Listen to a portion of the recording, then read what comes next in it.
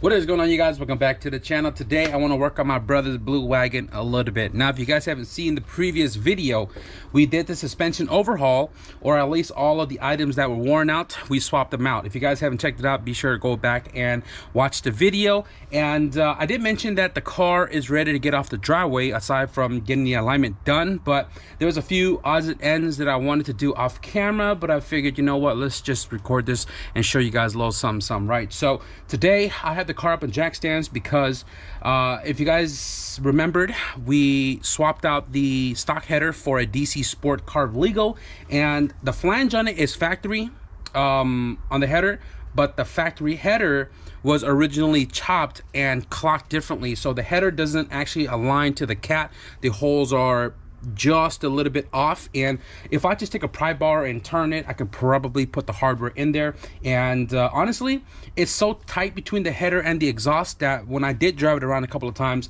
it doesn't even separate to create like an open header effect. But I want to put the hardware in it just to ensure it doesn't come apart. I think my brother might upgrade the exhaust system, because in part of the exhaust system, the muffler in the back is like halfway broken off, so that needs to be changed out. A little fun fact, this B20 VTEC that's in the car, when we originally had this in my cousin's car, we had a PCV valve between the intake manifold and the valve cover, which is kind of like how the B20 is set up non-VTEC. And when we did the B20 VTEC, the setup is a little bit different. We haven't ran that valve in a long time, and when we did, as far as I remember, it was blowing out all the seals on the engine, which probably why this thing leaked all of these years. The port on the valve cover has a PCV hose connected to it, which then points underneath the intake manifold and goes to open atmosphere. And this motor doesn't have blow by, but if it did, that we don't see, it's probably blowing a bunch of oil on the back of the block, which is why the block and intake manifold was pretty gunked up as well too. The port on the intake manifold is also blocked off, so this thing has not ran a valve in a very long time. And today I want to install this Bull Boost Performance little catch can. Little because the other one that we used was twice the size, and I don't think I'll ever be using this in any of my build anytime soon, because anything that I do is turbo kind of requires a bigger can. But this right here, I'm probably gonna put it on my brother's car today, because if it has blow by,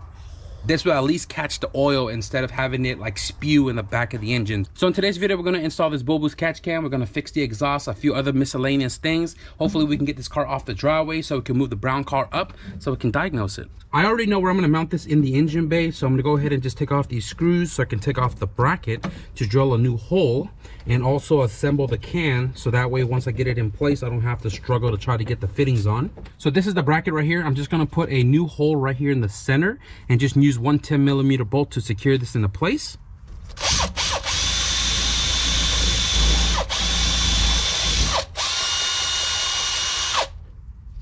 And get some paint right here. Paint up all of the open metal.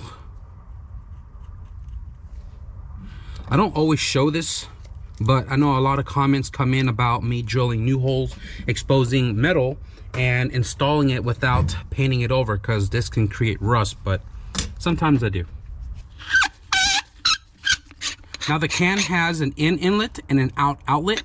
The in is straight through, where if there is any oil that comes through, it just goes straight down into the little cup here. And then they have this baffle along with this filter, and it makes it really hard that if oil is in the can, for it to come back out to the outlet right here. So we're just gonna run one barb, because we'll only be running one line from the valve cover. This one right here, got a -6. This has an O-ring on it, so don't over tighten it, because you can rip the O-ring and it'll still probably work like it's supposed to. But when I got this kit from Bull Boost Performance, they did send me this line kit, a little too bright for me, but I'm probably going to use a section of it. So what I'm going to do as far as right here goes, I'm going to retain this hose because it's black, looks OE, and I'm just going to put a barb on this end, which is going to connect to the red one, and it's going to route underneath the intake manifold, so you won't really see it unless you stare back there that there's a red line. But then again, we have this one here and that one there, but you know, this is a lot brighter. Grab me a black hardware right here. This is a 10mm. Slap my music. Under the sticker right here, there's a threaded 10mm into the frame, and that's where I'm going to put the little catch can. You're probably wondering why I'm having it so low. It's because I don't want this engine bay to look like it has modified parts. So I'm mounting it low and out of sight, out of mind. I don't know if you guys saw any of it in this tight little spot with my big hands, but that's the bracket right there mounted up on the frame rail, and we do have about a little under ½ an inch of space between the alternator. And this engine doesn't really rock, so I'm not worried about the alternator touching it. So I'm gonna go ahead and get the can mounted up.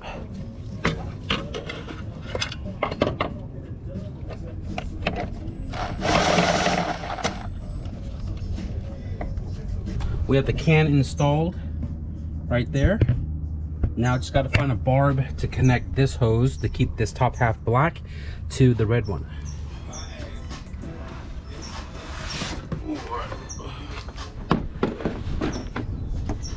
Look at old man right here. I'm a meow. Meow meow. Chilling. So in here we have a bunch of like old hoses collected over the years, and some of these little intake tubes that I use for like adapters. So granted, this one is a little bit smaller than the red hose right here, and I'm looking for a tube that's 2 sizes.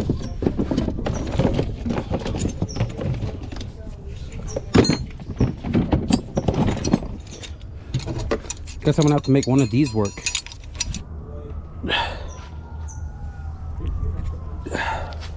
All right, so we have this little tube adapter about 1 inch into the original tube that was on the valve cover, and this other end fits snugged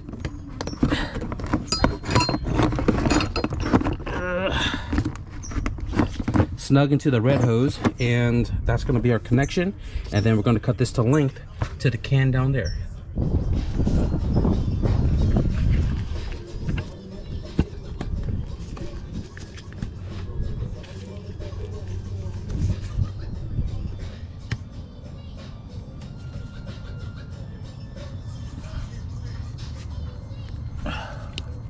Alrighty then.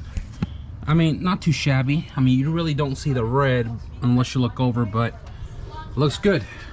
Bull Boost catch can installed. If you guys are interested in this one or the larger one, be sure to use the link in the description below and use the discount code to save 10% off.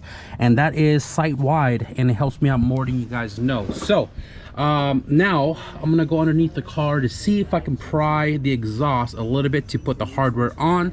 And if it takes too much effort, I'm probably just gonna cut and weld it, but I'm just gonna try with the pry bar first.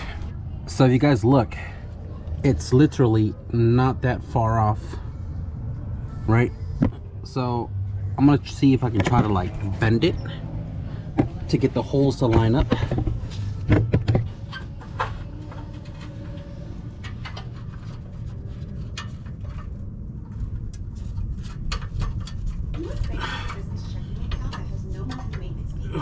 Okay.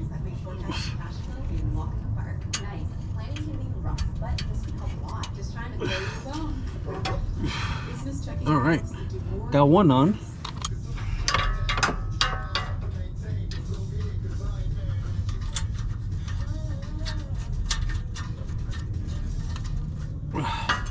All right.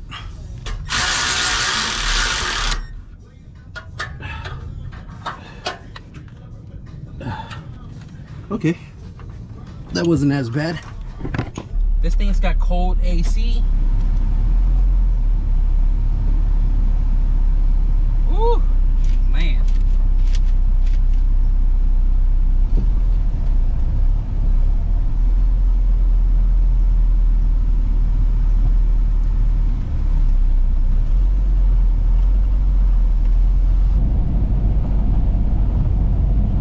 I can hear the exhaust rattling a little bit in the back.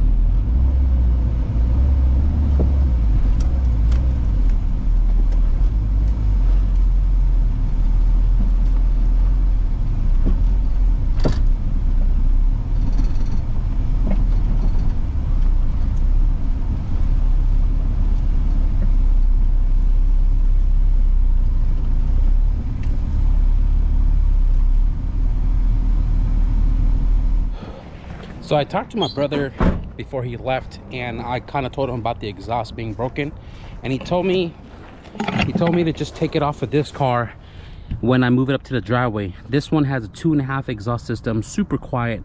When we retune this car, it wants to breathe, so I told him to go 3-inch on it and it'll make more power. So right now we're just going to leave the stock exhaust on the blue one, and then when we get to taking this one off the brown car, we'll modify it and switch it over. So right now I'm going to try to get this thing to turn on so we can move it to the driveway.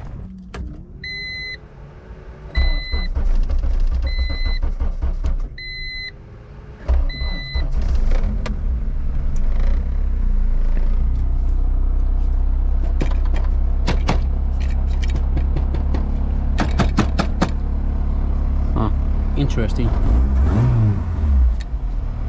Okay, so this car was towed home. He said something was going on with his transmission. It wouldn't go into gear, and I noticed that his clutch pedal is stupid stiff,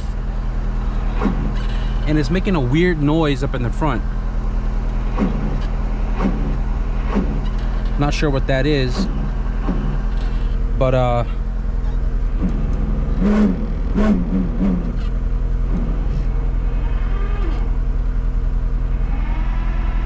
not sure what that is.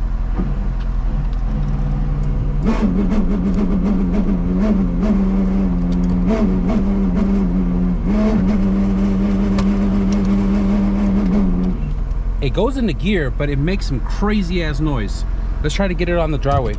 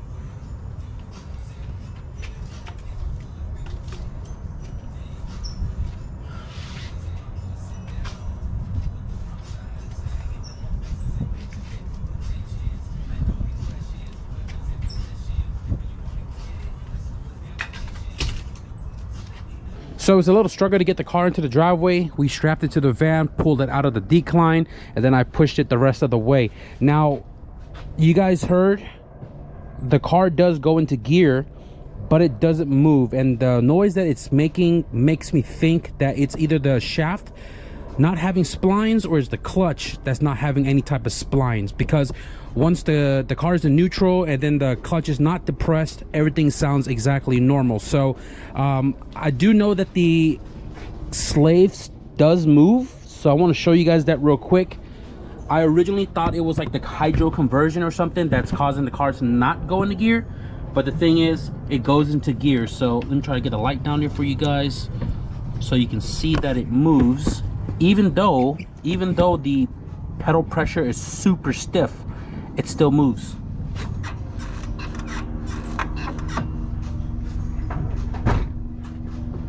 Now, I did record this with my phone earlier, so I know it does move, so you guys should have seen that. And I'm really just trying to get down to the bottom of this. I originally thought whatever his car was doing was the same situation with my car, and I thought it was the clutch. I pulled it out, and turns out the clutch was like freaking brand new. So ended up just cleaning the engine up, and then, you know what I'm saying, we'll prep it all up to throw it all back into the car, and then we'll address the hydro conversion with this car, because this pedal for the clutch is super stiff. But mind you, this was the first hydro conversion I built, you know, not knowing what I was doing. But anyways, I'll address that a different day. But this car, I thought it was the hydro conversion, and turns out everything still works, but it doesn't move. So again, I want to get down to the bottom of it. I'm just going to throw you guys on a lapse. I think all I'm trying to do right now is pull the trans off and inspect everything inside the bell housing, as far as the shaft, the clutch, the flywheel, and the pilot bushing goes. So let's get to it. It's 8:11.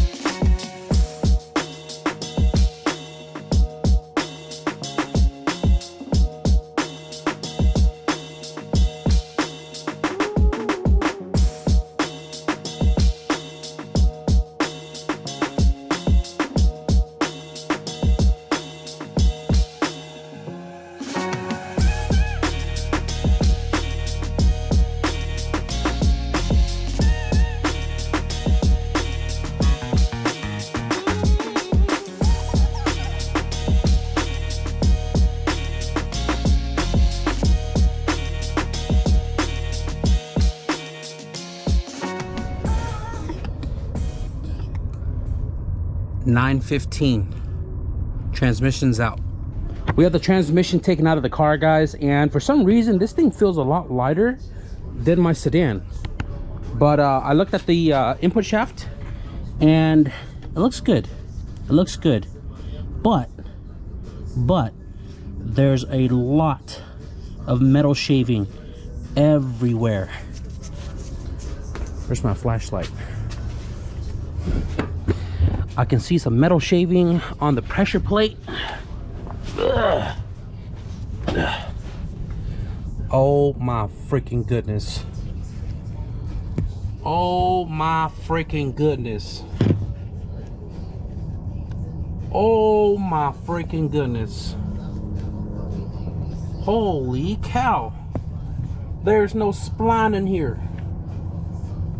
I can also see the pilot bushing in the back. It's messed up as well too. This clutch has been in the car for like almost 2 years now, and it is a daily driver. Occasionally he hits it because he tells me how much fun it is, and it was weird. Like the car was driving perfectly fine the other day, and then he called me on his way to work, and he was like, car won't go into gear anymore. I don't know if he made a pull, I don't know if he launched it, I don't know what he did, but he was just on his way to work and it got towed home. Good thing is the input shaft is still in good condition. The splines don't have any like chips or gouges on it, but the clutch gone. It's donezo. I'm gonna pull it off real quick. All right, so we got the clutch and pressure plate taken off the flywheel, and when I did that, the freaking pilot bushing literally fell to the floor. It is in worse shape than my freaking wagon. Look at this. And I honestly feel like it's missing a chunk of it or something, because this looks really thin and it looks really small compared to how it's supposed to be. But anyways, you can see all the shaving on the flywheel from the spline, probably the bearing as well too, but the flywheel itself looks good. There's no workbench on it, there's no discoloration. Flywheel bolts are nice and tight on there, and I'm probably just gonna leave that alone. But the clutch itself though, the splines, my goodness, this is freaking gonzo. Now I've been rocking with Action Clutch since 2015, and I've never had an issue. And before you guys go and talk about this spline situation, trust me, I've seen this happen on other good brand as well too. So I'm not bashing Action, because this could be caused by so many different variables, but look at the clutch itself though, like brand spanking new, right? The pressure plate does have some weird like markings on here. I don't know if it's like cracks. It's not cracks, it's like, I think the material from getting shaved off here got caked in between and kind of like gouged itself into the pressure plate surface. But it's actually pretty smooth to the touch. Obviously no discoloration whatsoever. And check this out as well too. The release bearing looks like it's been hyperextended to where it's gouging pretty deep into the fingers of the pressure plate. Now, like I said, a lot of variables to what may have caused this. On the hydro conversion in this car, I built it in 2015 without any type of knowledge whatsoever. I did this one, my second one, in 2017, and again with no knowledge. I just took a bunch of photos, put it together, built it based off of that. Didn't really know distance, length, and like, you know, pressure of the clutch master, and just kind of threw it together and, you know, ran with it.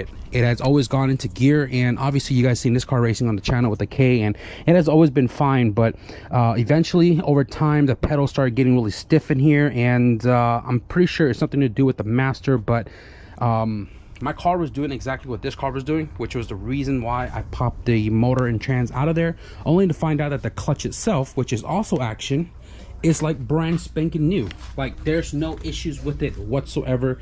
And I'm starting to lean to believe that the clutch master in the car is what's bad, and the bracketry when I built it the first time. But this car, I thought it may have been the clutch master and stuff, and turns out that the clutch is what took the damage. But this probably took the damage because the hydro conversion is probably hyperextending it. Mind you, both of these cars do not have a clutch stopper, and that could be a possibility. But the distance of the clutch master and the pressure and all that might be doing too much, because his pedal feels really stiff as well too, and that probably hyperextended the bearing, which then, you know, pushed this further than it needed to be, then destroyed this, then destroyed this.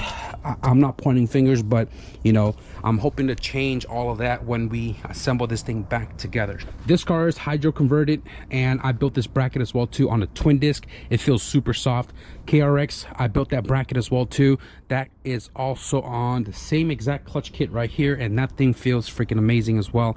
And I'm hoping that, you know, we can get that same pedal feel when it comes to this wagon and that wagon. Now that the car is on the driveway, there are a few things I'm going to change along the way. I was recently told that NHRA rules, you cannot have the fuel pressure regulator on the firewall if you're going down the drag strip, and I'm going to be moving that probably over here. And this is a feed into reg, and then one line to the rail, and then one return. On like a force inducted setup, it should have been one line going into one side of the rail and then exit to the regulator, and then a fitting return. So I'm going to change this entire setup all around. I'm going to order lines and everything, but just a few odds and ends I'm going to switch around when we get the transmission, everything put back together. The motor mount right here, I built this one for my brother also in 2017. His car went all-wheel drive before mine. His car also has the K20 motor mounts, which they didn't have mounts for, so I had to make one. Now this was pretty I mean, I didn't really think this one out, but I overbuilt the hell out of this rear mount for the K20, and I'm probably going to change this as well too, just to make it easier to put in and out, because this was a struggle to take out of the car with the engine still in place, or with the header in place. So I'm going to be building a new bracket for this, like the one I did in this car and the same one I did in that car, so same style pretty much. And I ordered bushings for the mounts to make it a little bit stiffer. Just gonna be a lot of odds and ends. This car's gonna be on the driveway a little bit, so we're gonna be working on it. I don't know how many build videos we're gonna do on this car, but I'm really just trying to chip away at it, because I can see the light at the end of the tunnel. As soon as this car is done, man, the JDM EF2 comes home. So right now I'm gonna wrap it up, you know, conclude this video. I got some packages right here we'll talk about. This package right here came from Honda. This is probably my half shaft bearing. Ordered it 2 weeks ago. 2 weeks ago, just to save 20 bucks versus buying it in person, which my store didn't even have it anyways. But this is the half shaft bearing. I'm probably gonna change it out when I swap the trans in the sedan. I bought this bearing from Honda Parts Cheap online, and I've always bought from that website. It's always cheaper than walking in locally if you don't need it right away. Even with shipping and everything, it's still cheaper than buying it in store. So part number for this half shaft bearing is 91057-SR3-008. This package right here, got one similar to it a little while ago. Shout out to the homie Automotive Anatomy, Gus. If you guys haven't checked out his channel, he does a lot of like event coverages, especially in SoCal, and he also does interviews with like owner and cars. Pretty cool backstories to some of the whips you guys may have seen on social media and things like that. He did one on my wagon a while ago, and I want to meet up with him soon to do one on the sedan after it's all done and tuned and all that fun stuff. But anyways, let's see what's inside. I can already feel what it is. Cut away from yourself, not towards yourself. Hopefully there's nothing right here. Whew, boy, sharp.